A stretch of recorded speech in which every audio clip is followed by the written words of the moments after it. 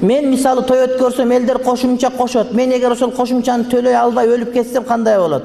Ал кошумча сага белек. Той кылып туруп эч кимге барбай койсоң, бирөөгө сага доолай албайт. О сен өзүң карыз кылып алган. Жазып алып кайра апарып бериш керек. Өзүң кыйнаган. Той кылып алып кел, эч кимге барбай кой, болду, сеники халал. Halal okat. Oşonday kıl sen. Oşun eç kim alып келбей калат.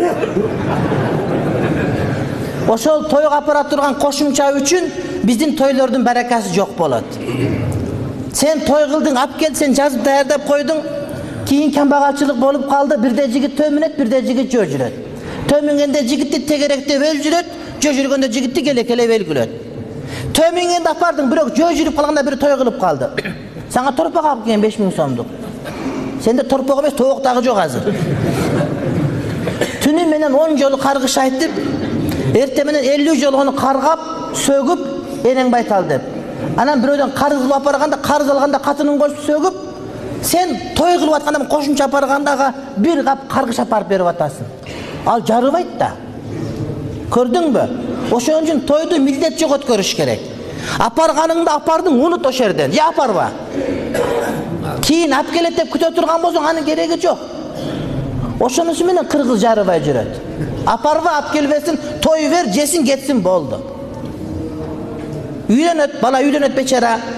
Достор келген кошкон, кийин катын алса Орусиядагы кишинин кирин соруп, орустун штанын жууп жүргөн бечара жанагы сенин досуң сени сөгүп атып тыйынды берет. Сага сыр бербейт. Бирок ичине үйлөнбөй кое туруп, өлө бирнеке деп, эне өзүнүн түтүлү бар да бирнекени айтып, анан сен өзүң бактысыз болуп каласың.